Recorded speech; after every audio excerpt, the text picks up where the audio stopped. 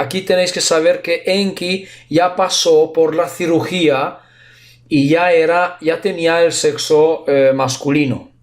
Ya Mamitu le había otorgado, decir, este privilegio, si queréis. A ver. Veamos. Otro dato más. A ver, porque he marcado unas frases que pueden ser interesantes. Quizá ahora yo vaya a hacer conjeturas, pero ¿no sería una forma realizar este seguimiento, encarnar en dicha raza de vez en cuando? ¿Y cuál sería la ventaja de hacer esto si no se pudiera hacer algo desde dentro? Vale, esto es una cosa de que estaba hablando, bueno, Enki, creo, habla de que tendríamos que, bueno, habla de encarnaciones y me parece que Parks dijo que sería bien encarnar varias veces en esa raza o para conocer más cosas, algo así, pero no sé por qué lo marqué, pero en fin, sigamos. Y aquí tengo una cosa que es importante. Veamos. Sobre los felinos. Los felinos diseñadores de vida, conocidos como Urma, despliegan una importante posición militar en el este, antiguamente oeste de hoy, del extenso Edín, llanura, hacia Kankala, África. Los Kuku antepasados nunca han detectado su base.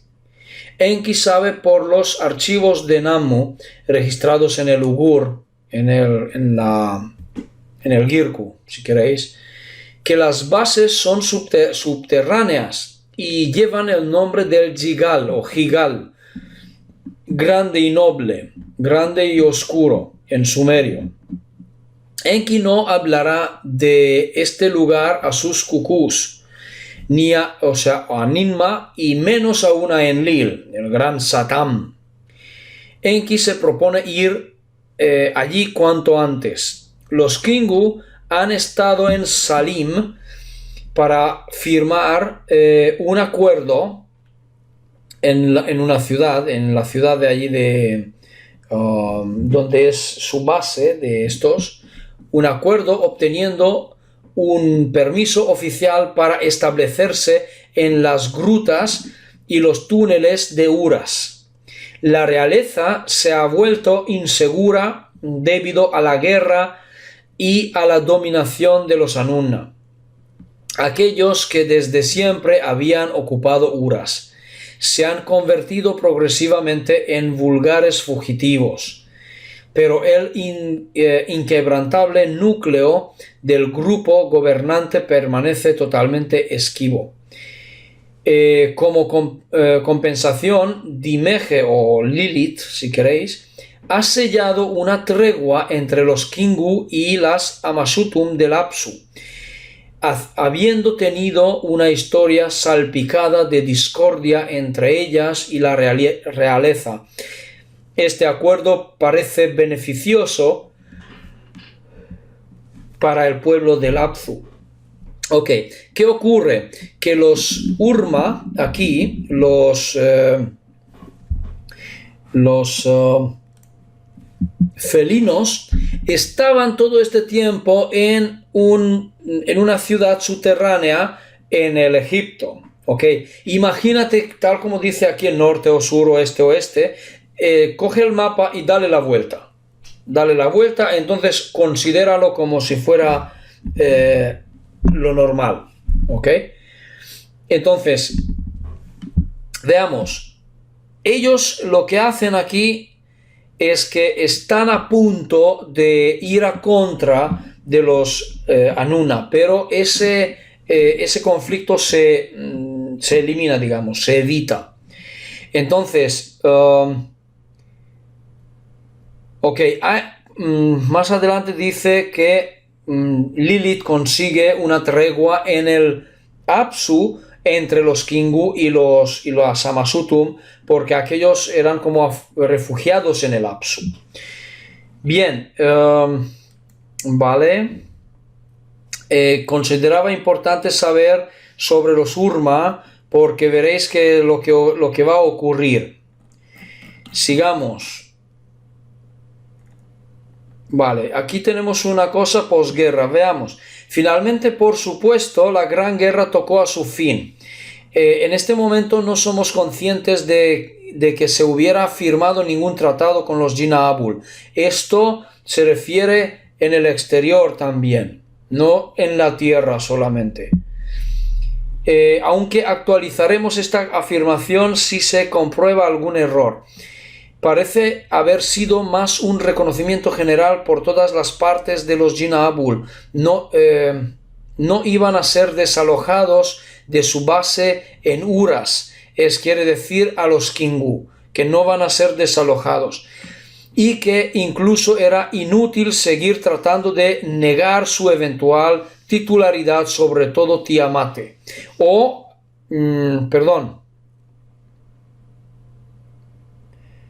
Porque no hablo de la familia real, no. Se refiere entonces a los Anuna.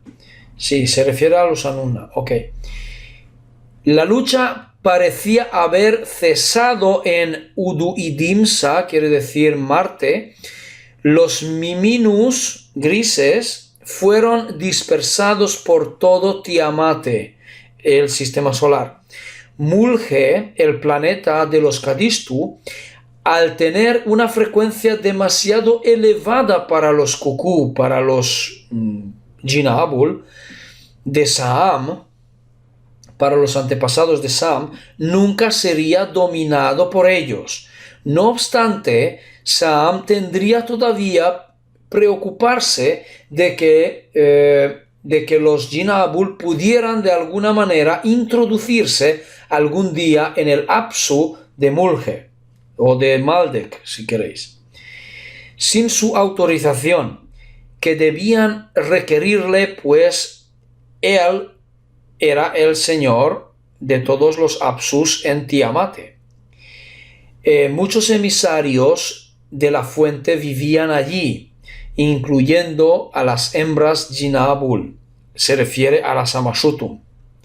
La situación con respecto a Mulgetab, que sería Venus, según Parkes, satélite de Mulge, era incluso menos clara. Parecía que su Kigal era una exquisitez para los sentidos. Allí vivían las Nindigir sacerdotisas y eran las guardianas de las disposiciones de los diseñadores de vida. Ok, entonces, es decir, que en ese planeta, digamos, Mulgetab o Venus, según Parkes, vivía gente también, estaban las sacerdotisas, y también en Mulge, es decir, Maldek, vivían los Kadistu en su Apsu.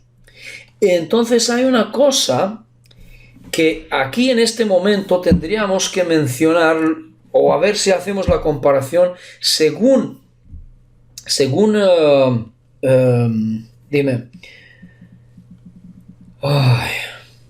Swerdlow, según Swerdlow, dice que en Maldek o Mulge vivían los maldequianos que eran descendientes de los lirianos originales. Pero nunca habla del interior del planeta, al parecer que según Swerdlow, pero tampoco dice que estaban en la superficie. Es que no está claro, ¿ok? Son aspectos que quizás para mí serían importantes. Puede que para vosotros no serían tan importantes, pero para mí sí que sería importante saber algunos detalles más, porque así podríamos saber mejor quién es quién, que si estos maldequianos quizás, o parte de ellos, sean realmente parte de los Kadistu. ¿Ok? Estaría bien saberlo. Bueno, en fin. Sigamos. A ver, tengo una anotación. el Gigal quiere decir, si recordáis que decíamos que el Gigal era el sitio, la ciudad subterránea de los Urma, de los felinos. Y dice aquí, el Gigal era monumental, poseía varios niveles, como también se indicaba en el propio Ugur, en el cristal. De hecho, había 7 niveles, pero Enki estaba lejos de poder explorarlos todos. Eso había llevado Iti, quiere decir meses, o incluso Muanna, años, como los túneles que se extendían bajo Kankala, África, es decir, bajo África, en toda África. Imaginaos si hay ciudades tan inmensos como si fueran, o no sé, galerías quizás, construidas como si fueran países enteros. Imagínate esto. Era para que él pueda explorarlos, puede llevar años. ¡Buah! Ok, también se conoce que los Urmag, los felinos, eran bastante altos, criaturas altas. Vale, hacer aquí una pequeña descripción para vosotros, que tal como explica Sam, este lugar subterráneo tenía paredes lisas, cuadradas, es decir, completamente talladas, pero no, él no sabe cómo, con qué tecnología o algo así, porque no tenía acceso a ello.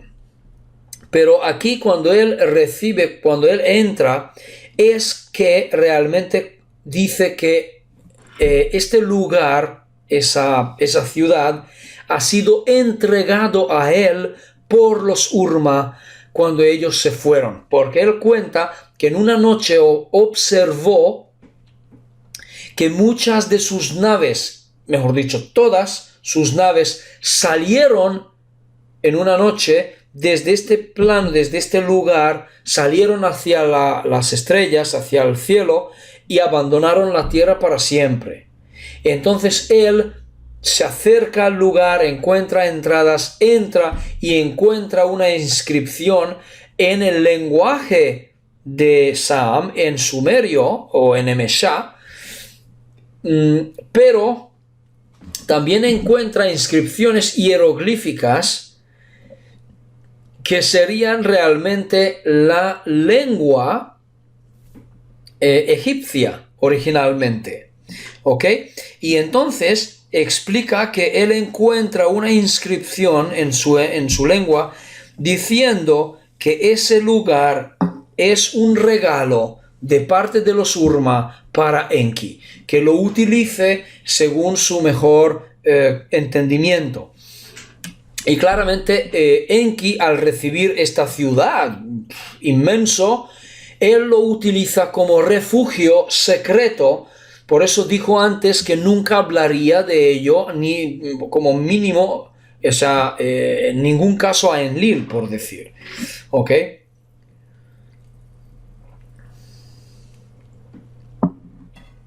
Entonces, ¿qué ocurre?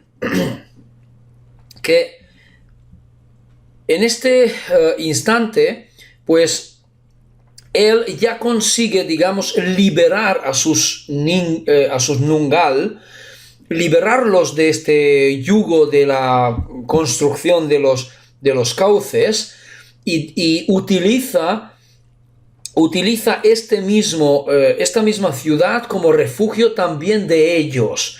Y también Tot o Djibouti, o algo así como se lee correctamente, Djibouti, también, digamos, su hijo, genéticamente es una creación suya, Tot, también recibe su refugio allí, en esta ciudad. Y otros también que él tiene cariño, pues a cualquiera de ellos comparte este lugar con ellos. Pero ninguno puede hablar a nadie, sobre todo a An y a Enlil, no los puede, ni a los Anuna no los puede explicar. Ok. Sigamos entonces. Solo deciros aquí, algunos de los túneles parecían penetrar lejos, muy lejos en la tierra, tenían que ir a alguna parte, dice. Enki creía que algunos de ellos incluso llevaban al Apsu. Namu y Dimeje, la hermana de Enki, debían saberlo. Pues claramente que sí. Ok, aquí nos habla de una festividad. El pájaro azul y el mirlo. Muy bien, solamente mencionaros que el pájaro azul y el mirlo eran dos naves que también lo recibió, según Parks, Enki recibió como regalo de estos seres. Me refiero de los felinos. Aquí tengo otra cosa marcada. Veamos qué es lo que marqué.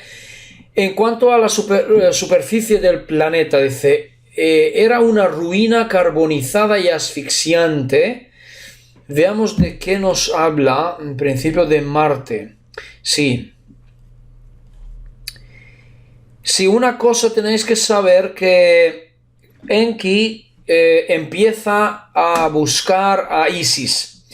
Quiere liberarla porque seguía me parece que seguía en prisión, como vimos antes, y entonces Enki quiere liberarla y se emprende una búsqueda. Y entonces aquí lo que nos habla, vamos un poco más antes. Ok, dice, Sam había traído a Thoth del Apsu y lo había nombrado su sustituto en Edín, porque Enki estaba supervisando los trabajos realmente. Sam había dejado el Yigal, salió de la ciudad subterránea, aquella de lo que dijimos, de Edín y de Karsag, y su Eres, su reina, ¿vale?, lo dejó. Él abandonó a sus Nungal durante un tiempo y dejó a Enlil rastreando a los Ugubi, a los Mono, y a los Ukubi, género Homo. También a partir de ahora él emprendía la búsqueda de Set. Bien, aunque Ninma nunca dejará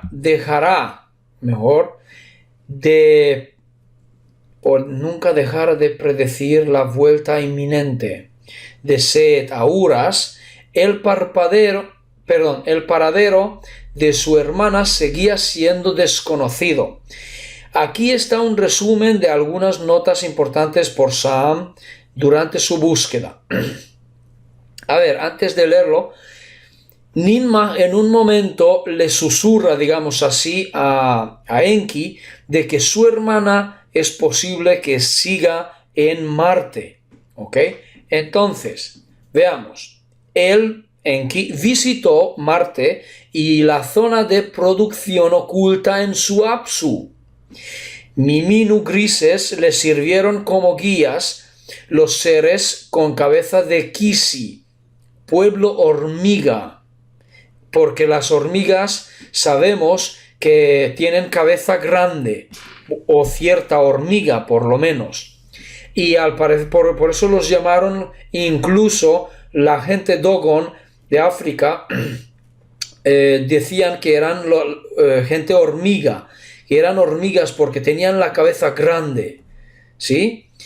Muy bien, entonces, el pueblo hormiga le dijeron que Set había regresado al Apsu de Mulje. Es decir, que ya no estaba en Marte, que le decían que estaba en Mulje, es el planeta negro. Sí, el planeta negro. Después dice, los campos del Apsu parecían abandonados, sus silos vacíos. Las sacerdotisas allí dijeron que Set había sido puesta en libertad y recogida por un grupo de Amarji de Muljetab, de Venus. Hace un mes, cuando ya él estaba buscándola. Entonces, en el centro de Apsu del planeta, de allí de...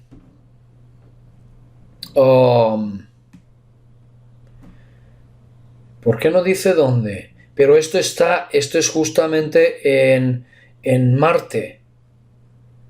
Exacto, está en Marte. Dice, del planeta, una gigantesca nave nodriza estaba siendo construida por Miminus, acompañados del ruido ensordecedor de una multitud de máquinas.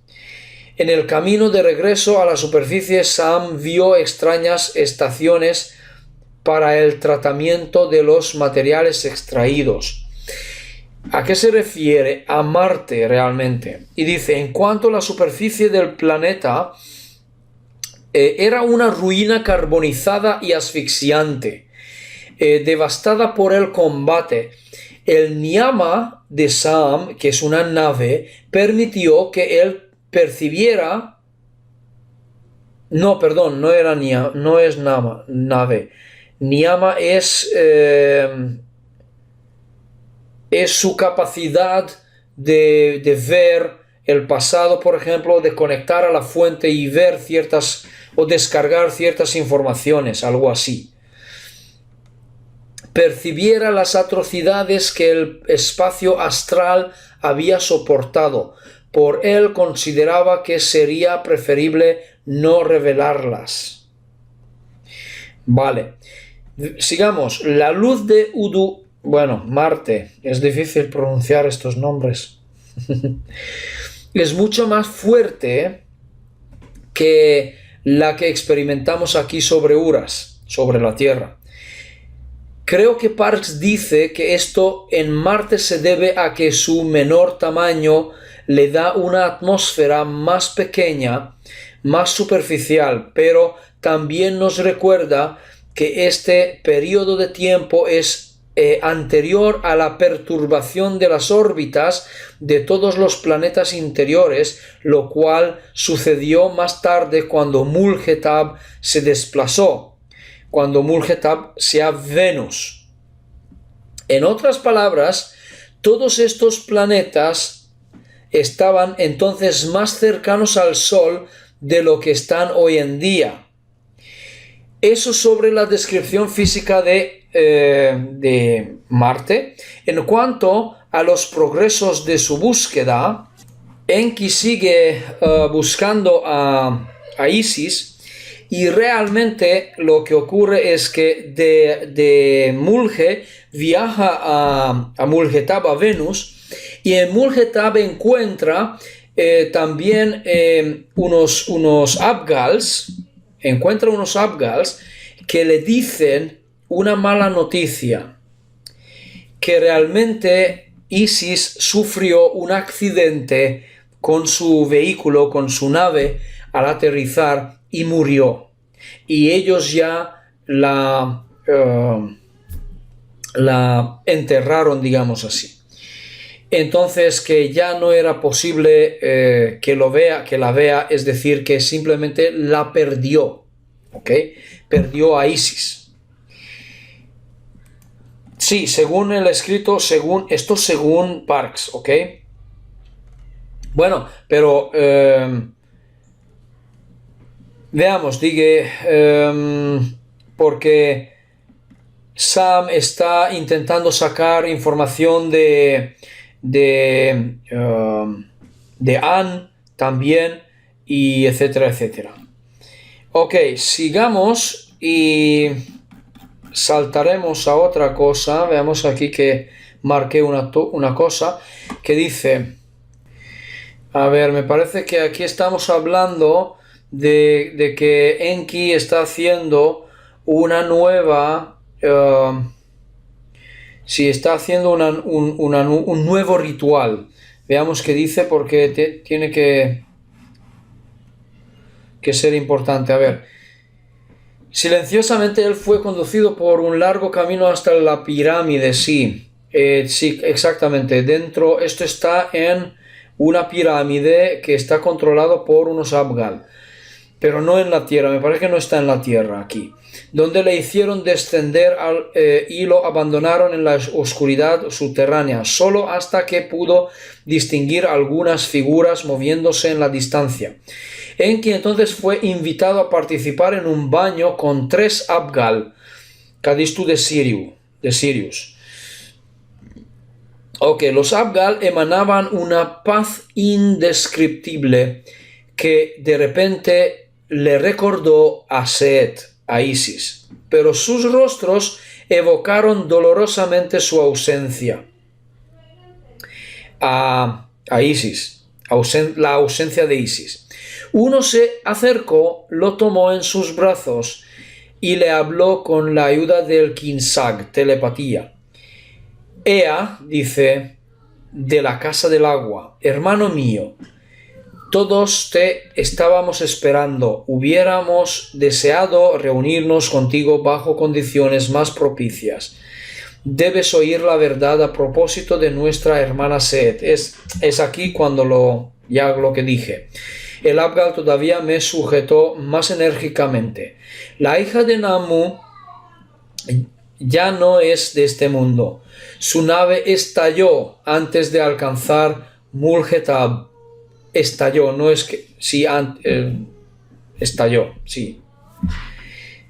Y no pudo llegar. Entonces, tu madre es que tenía cuerpo, no tenía ni cuerpo, no encontraron, porque si estalló en el espacio, parece.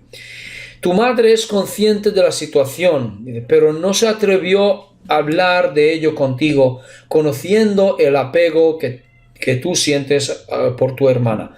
Es esto por eso lo marqué. Ok, de esto se trataba.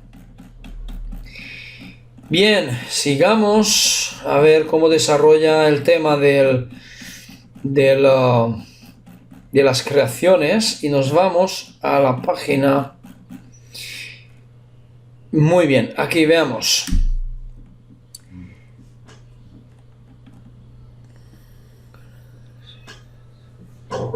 A ver, dice aquí.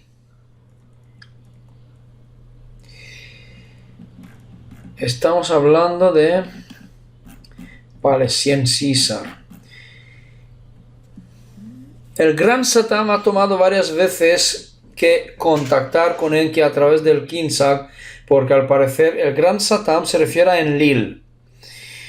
¿Vale? Ok, hay un motín. Vamos a empezar de aquí. El motín se lleva a cabo en Edín. Enlil, el motín por los Nungal. ¿Ok? El señor idiota, dice Enlil, se atrinchera en su vivienda en Duranki, nombre sumerio de la ciudad de Nippur, la ciudad de Gran Satán Enlil. Tiene el significado de enlace entre el cielo y tierra. ¿Ok? Nippur. Ok. El gran Satán ha tratado varias veces de contactar con Enki a través de Kinsag, telepatía, del que posee un dominio parcial debido al niyama que ha recibido de Ninmah, porque sabéis que eran amantes. Pero Enki no ha respondido. Viendo que Enki no va a ordenar a sus Nungal que vuelvan a trabajo, Nammu parece empezar a preocuparse de que sus Ugamush, pueblo de la serpiente, las Amasutum, sean reclutadas en vez de los Nungal, porque se han hecho un motín, ¿no? Por lo tanto, ella dispone que Enki produzca de una obra que reemplazará a los Nungal. Eso es algo con lo que él había soñado durante mucho tiempo, pero lo que no habría emprendido, excepto por la orden de la mayor genetista de las Amasutum, que es su madre, Mamitu Nammu. Y fíjate que ¿por qué tenemos nosotros el nombre de la madre Mami, ¿no? Mamitu, viene de ella, es la gran madre. Ok, las dudas éticas se habían apoderado del espíritu de Enki y había hablado de esto con Namu. ¿Quiénes correrían el riesgo de encarnar en estos cuerpos listos para trabajar? Su respuesta les dio escalofríos. Vale la pena citar el libro textualmente. Dice: cada uno es libre de encarnar en donde desea. Es el código común de los seres en el universo. El dolor y el fracaso son una parte integral de las Sishagal, encarnaciones, no sé pronunciarlo bien, que se desarrollan en las partes de la galaxia donde la dualidad impera. Sabemos tú y yo que es difícil de aceptar, sobre todo para ti, hijo mío, cuando debes llevar sobre tus hombros los deseos de tus cucús. Si no les ofreces una solución rápida, la guerra nos espera y la frágil paz que goza Uras será destruida durante milenios. Veamos, dice, nosotros las Nindigir, sacerdotisas, hemos soportado el peso de la discordia en el transcurso de nuestra larga historia. Sabemos todo lo que nos ha quitado. ¿Crees que los Kadishtu se hicieron la pregunta de qué tipo de alma iba a encarnarse en el cuerpo de los Indugud? Por ejemplo, los Indugud serían aquellos de mezcla de pájaros y me refiero a pájaros, no pájaros sino Kingu, con los Urma, que el símbolo sería como si fuera el grifo. El modelo de los aliados de la fuente no deja de preocuparme, aunque a veces no lo incorporo totalmente. Ok, ¿qué significa aquí? Que por favor tenerlo en cuenta si queréis apuntarlo.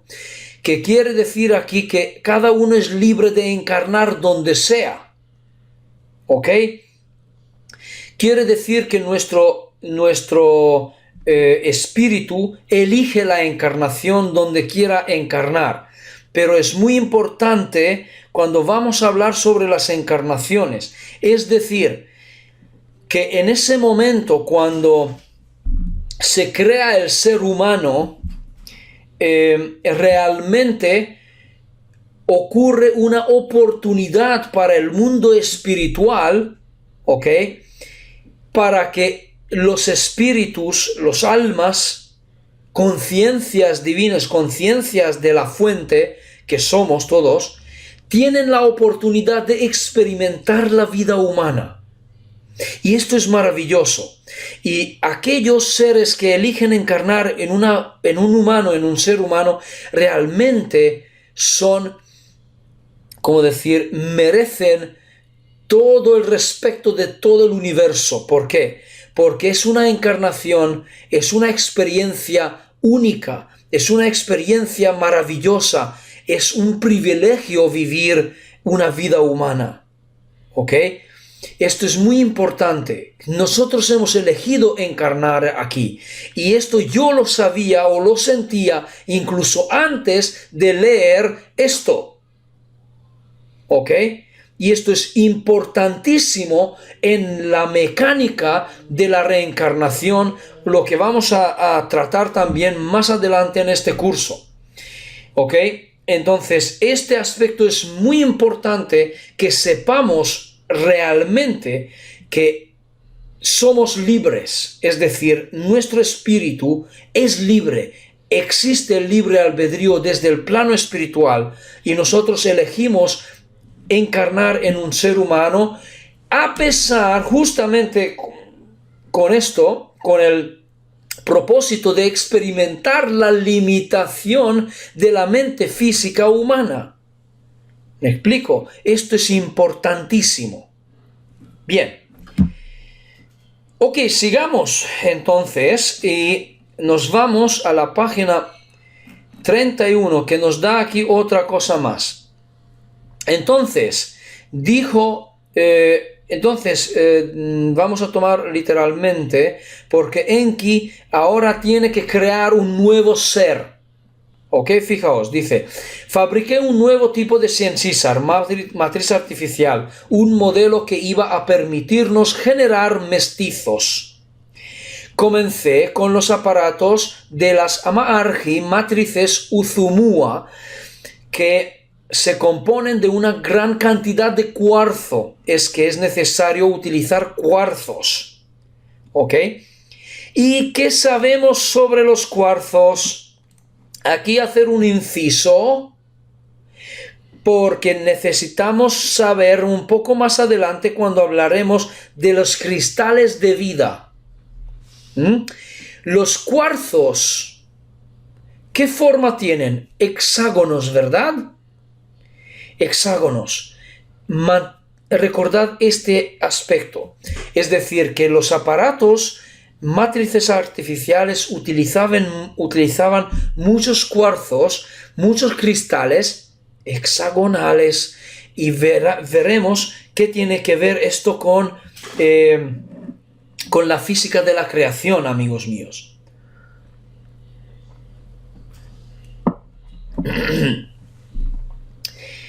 Ok. Y entonces dice aquí, he hecho una serie de intentos y me vi obligado de emplear Circi, destructores de vida, un arma de láser, para eliminar los productos estériles. Esta experiencia de tener que destruir los modelos fallidos me resulta muy desagradable. Me recuerda a mi creador y a los Alagni clones que él había creado y suprimido antes de obtenerme. Habla Saam aquí. Incineré el cuerpo de cada uno. Era necesario no dejar ningún rastro de nuestro trabajo. Tuve que refinar mis esfuerzos para evitar tener que matar. Tenía sangre en mis manos y no me complacía en absoluto. Había abatido a Apsuaba, el primer rey. Había matado en Dooku para salvar mi pellejo. Y hoy estoy suprimiendo seres vivos por el hecho de que solo son borradores o especímenes de un linaje de gran futuro. Me resulta difícil crear de seres, no sé por qué pone crear seres con un entendimiento limitado. Hemos elegido voluntariamente este modelo por su conciencia desarrollada. No puedo producir puros Adam animales, no como estos estúpidos Kingu Ukubi Adam, Homo erectus. ¿Qué quiere decir? Fijaos, quiere decir que ellos, para que puedan realmente rápidamente sustituir a los Nungal, ofrecen, porque si no hacen algo, porque los Nungal, después de hacer el motín, crearon el peligro de que haya un conflicto entre ellos, es decir, entre los Anuna y las Amasutum, Mamitunamu, Enki. Resulta que hablaron, hicieron una reunión y tal, entonces propusieron que vayan a crear otro ser que vaya a sustituir a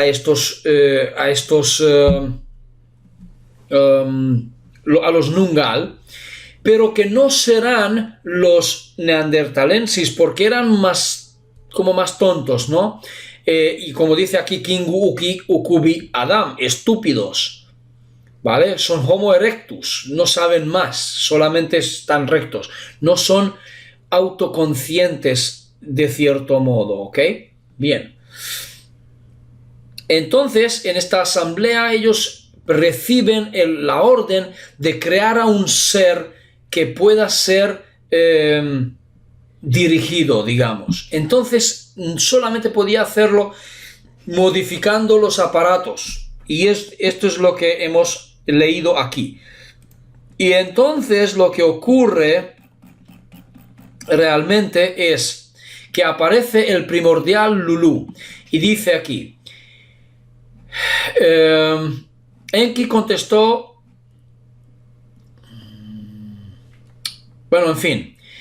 Enki contestó que era él era un lulú, un mestizo, un prototipo asexual hecho y derecho que lo hacía muy dócil. Y Parks aquí proporciona un contexto análisis, un extenso análisis del término lulú y otras palabras relacionadas en varios idiomas antiguos. Entonces, el lulú fue puesto a disposición del escrutinio de los Ushungal. Ninmah lo examinó y palpó con insistencia. El proceso no evidenciado ninguna consideración a los sentimientos o preocupaciones que Enki pudiera haber tenido. Él estaba preocupado, pero lo ocultó. Un dolor profundo invadió su hombro derecho. A continuación, An se acercó y lo apretó entre sus brazos con gran fuerza para verificar la fuerza del ser. Su veredicto resonó en toda la habitación. Necesitamos un producto sin demasiado entendimiento, Enki. Su adab, lo llamó así, es robusto, puede llevar cargas, pero me parece demasiado inteligente. Se parece demasiado a estos extraños Ukubiim neandertalensis. Sabemos una cosa, según las excavaciones arqueológicos, que los cráneos que encontraron de los neandertalensis pueden ser alargados, tenían cráneos grandes, eran bastante inteligentes, más que los Homo erectus, porque eran dos facciones, dos líneas separadas, ¿vale? Y esto es lo que la ciencia no acepta, no dice que el Homo erectus venía de neandertalensis, quizás. No es verdad, porque no tiene el mismo cráneo, ¿ok? Y es muy poca diferencia de tiempo en aquellos, es decir, cuando encontraron, es que iban paralelamente. Y hay más, también el Cromañón existía paralelamente junto al humano ya Homo sapiens. Sapiens, ¿ok? Porque encontraron familia de de Cromañón en los Alpes, de solamente 35.000 años de antigüedad, solamente.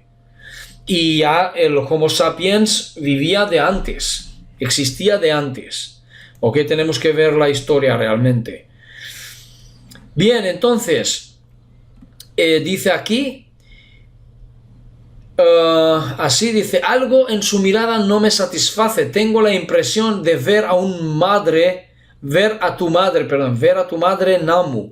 Lo intuyo con el Niyama. Y lo que percibo no es favorable.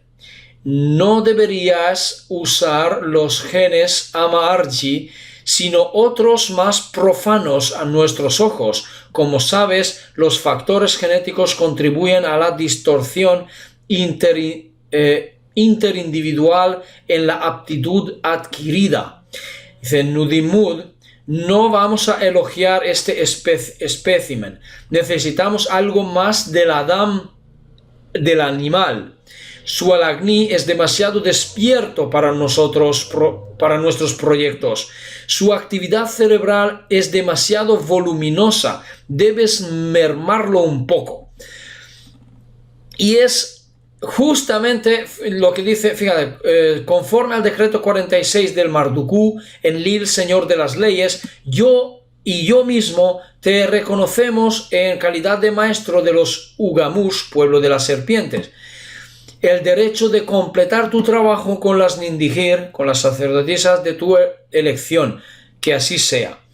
Lo que ocurrió realmente aquí es que le ordenaron a reducir la cavidad cerebral de estos seres y crear otro diferente. Y veamos qué pasa. Es que Enki tiene mucho conflicto con esto, que no quiere hacerlo. Él quiere dar a este ser mucha conciencia, que sea autónomo, que sea, yo qué sé, ¿me entiendes? Y es aquí donde nosotros podríamos sospechar, si queréis, que en nuestro ADN han habido un cierto tipo de involución. ¿Sí? Podríamos llamarlo de esta manera. Es decir que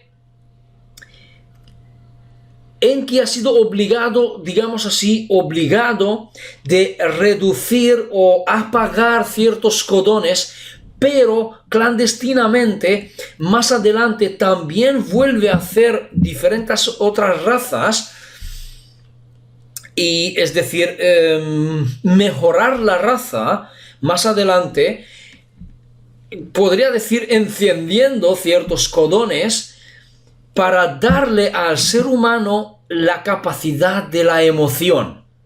¿Sí? Esto es muy importante porque realmente Enki, podríamos decir que en este instante salva, de cierta manera, la humanidad. Salva, como decir, de la autodestrucción, de la ignorancia completa.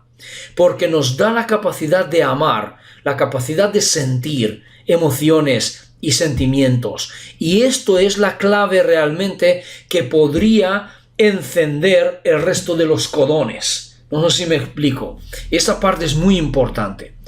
Veamos qué es lo que he marcado aquí también. Hay una pregunta: si no utilizamos las criaturas de los Kingu, ¿por qué no emplear los genes de los Kingu?